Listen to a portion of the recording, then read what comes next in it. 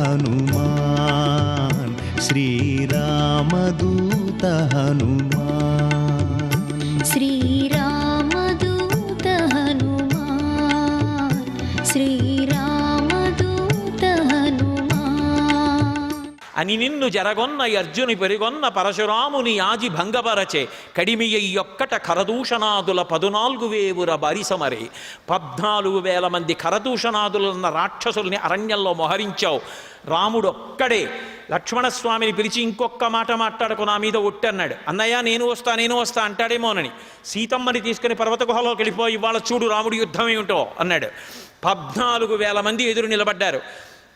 ఎప్పుడు బాణం తీశాడో, ఎప్పుడు సంధించాడో, ఎప్పుడు విడిచిపెట్టాడో తెలియదు. 1:48 నిమిషములలో 14,000 మంది రాక్షసులు కరదూషణాదులతో పడిపోయారు. శూర్పణక చూసి తెల్లపోయింది. అందుకన్నాడు గోపరాజు గారు, బండన భీముడర్తజన బాంధవుడు జ్వల బాణతూణ కోదండ కళాప్రచండ భుజతాండవ కీర్తికి రామమూర్తికిన్ రెండవ సాటి దైవమికలేడునుచున్ గడకట్ ఏరి కాడండడండడాండ నిడదంబుల జండము నిండ మత్త వేదండములెక్కి చాటదను దాచరది కరుణాపయోనిధి అన్నాడు. నేను 4 వీధుల కూడలిలో 4 స్తంభాలు కట్టి పెద్ద భేరీ కట్టి ఏనుగు మీద వచ్చి ఢామ్ ఢామ్ అని కొట్టి యుద్ధం వస్తే మా రామచంద్రమూర్తి యొక్క బాహువులు రుద్రతాండవం చేస్తాయి. ఆయనని మించిన దైవం ఎక్కడున్నాడు కాపాడడంలోని లోకానికి ప్రకటనం చేస్తానన్నాడు. అటువంటి రామచంద్రమూర్తి కరదూషణాదుల 14,000 బారిసమరే అట్టి మహాధనుర్ధరునకిగ్గా ఆచరించి హరిహర బ్రహ్మాదులైన ఎదురుగుండా నిలబడగలిగినటువంటి శక్తులు కారు. అటువంటిది కేవలం రాక్షసుడివి నువ్వు రామచంద్రమూర్తితో యుద్ధం చేస్తావా? నువ్వు నిలబడతావా? నీకు సాధ్యమా? హరిహర బ్రహ్మ శక్రాదులైన అతని భయత నిర్ఘాత సంఘాత పాత శాత బాణ ఘాత హతులు కాక బ్రతుకగలరే? ఎవరైనా ఆయన ముందు నిలబడగలరా? అయినా రావణ నిన్ను చంపడానికి రాముడు రావడం ఎందుకురా? తురగశ్చందన మత్తవారణ భట స్తోమంబుతో కూడా నీపురి భస్మంబుగ కాల్చి సైనిక సుహృత్పుత్రాన్ని జశ్రేణి నెత్తురు క్రక్కన్ పడగ్రుద్ది చంపి మరి మృత్యుక్రూరతన్ పట్టి నీ శిరముల్ త్రుంపగ నేనే చాలు జయశ్రీ లబ్ధి వర్ధిల్లగన్. ఏమిటో అనుకుంటున్నావు సీతమ్మ అంటే? నీ 10 తలలు గిల్లేస్తాను రావణ, నా అరిచేతులతో మర్దించి చంపేస్తాను కోట్ల సైన్యాన్ని, ఒక ఏనుగు ఒక గుర్రం మిగలదవు, లంక కాల్చేస్తానేమనుకుంటున్నావో? నేనొక్కడనే చాలు, దానికి రాముడు ఎందుకురా?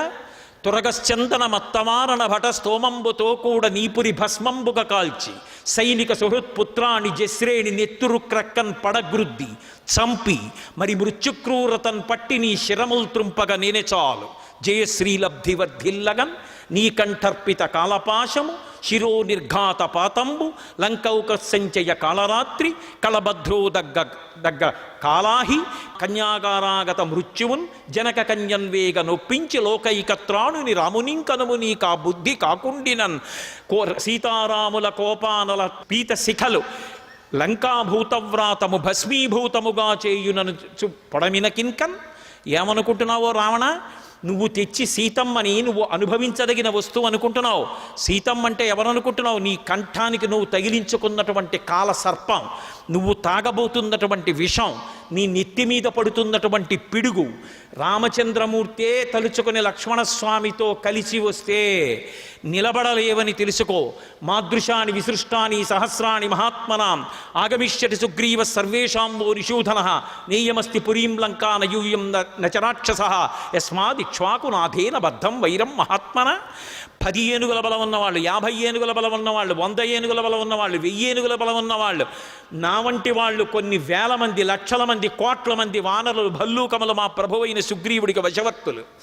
ఇంతమందితో కలిసి సుగ్రీవుడు సముద్రాన్ని దాటి లంకాపట్టణానికి వచ్చి రామలక్ష్మణులతో కలిసి యుద్ధం ప్రారంభిస్తే నువ్వు నీ పరివారం అగ్నిహోత్రంలో శలభాలు పడ్డట్టు పడిపోతారు. ఆ పరిస్థితి రాకముందే నువ్వు రక్షించుకో. సీతమ్మని తీసుకెళ్లి రామచంద్రమూర్తికి సమర్పించి కృతకృత్యుడు ఒక ధర్మాత్ముడు రాముడు. నువ్వు తప్పు చేశావని చూడడు, కాపాడతాడన్నాడు. హనుమ యొక్క ఆవేశం, హనుమ యొక్క సందేశం విన్నాడు. ఎక్కడ లేని కోపం వచ్చింది. ఈ వానరానికి శిరచ్ఛేదం చేయండి అన్నాడు.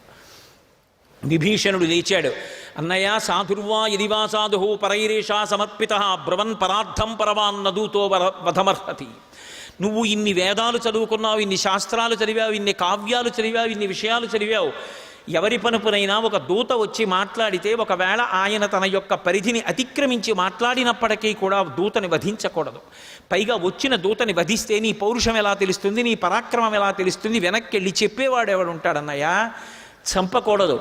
అంతగా దూత తన పరిధిని దాటాడని నీకు అనిపిస్తే నువ్వు కొన్ని శిక్షలు వెయ్యవచ్చు. సర్వం శ్రీ ఉమామహేశ్వర పరబ్రహ్మార్పణమస్తు. స్వస్తి.